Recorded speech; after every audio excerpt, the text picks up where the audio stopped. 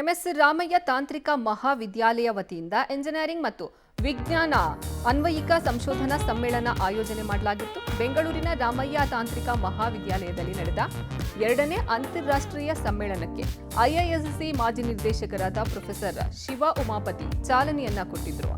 ಈ ವೇಳೆ ರಾಮಯ್ಯ ತಾಂತ್ರಿಕ ಮಹಾವಿದ್ಯಾಲಯ ಉಪಾಧ್ಯಕ್ಷ ಡಾಕ್ಟರ್ ಎಂಆರ್ ಸೀತಾರಾಮ್ ಉಪಸ್ಥಿತರಿದ್ದರು. ಸಮ್ಮೇಳನದ ಮಹತ್ವಾಕಾಂಕ್ಷೆಯನ್ನ ಅಭಿನಂದಿಸುತ್ತಾ ಪ್ರಸ್ತುತ ಎಂಜಿನಿಯರಿಂಗ್ನಲ್ಲಿ ಮೂಲ ವಿಜ್ಞಾನಗಳ ಅಗತ್ಯತೆ ಇದೆ ಅಂತ ಪ್ರೊಫೆಸರ್ ಶಿವ ಉಮಾಪತಿ ತಿಳಿಸಿದ್ದಾರೆ.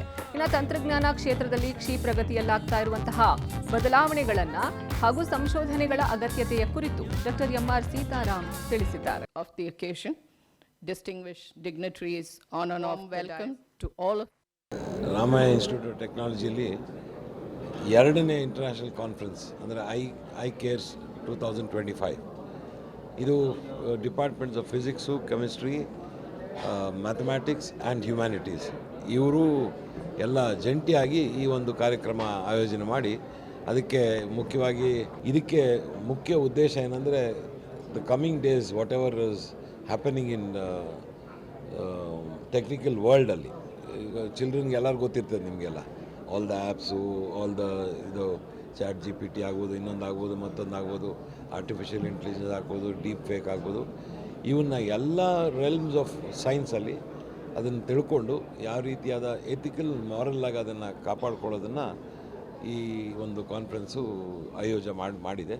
ಅದಕ್ಕೆ ಇವರು ಬಂದು ನಮಗೆ ಈಗ ಒಂದು ಕೀ ನೋಟ್ ಅಡ್ರೆಸ್ ಕೊಟ್ಟಿರೋದ್ರಿಂದ ನಾನು ಅವರಿಗೆ ರಾಮಯ್ಯ ಇನ್ಸ್ಟಿಟ್ಯೂಟ್ ಆಫ್ ಟೆಕ್ನಾಲಜಿ ಪರವಾಗಿ ಅವರಿಗೆ ಧನ್ಯವಾದಗಳು ಹೇಳ್ತಾ, ಇದರಿಂದ ನಮ್ಮ ರಾಜ್ಯದಲ್ಲಿ ದೇಶಕ್ಕೆ ಹೆಚ್ಚು ವಿದ್ಯಾರ್ಥಿಗಳಿಗೆ ಅನುಕೂಲ ಆಗಲಿ ಅಂತ ನಾವು ಹಾರೈಸ್ತೇವೆ.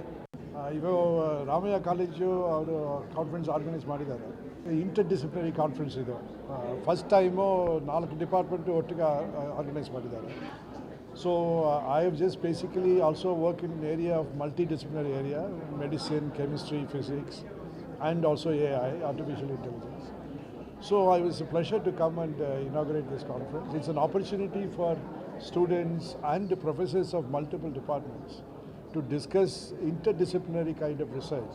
For example, people working in chemistry can do chemical biology, chemical physics. Physics people can do biophysics. And mathematics people can work on data analytics and things like that. And humanities working on various aspects of sociological impacts of scientific research. So these are aspects that a conference like this can evolve and will be extremely useful for both the students and faculty. And I'm hoping that will be the best benefit for everyone.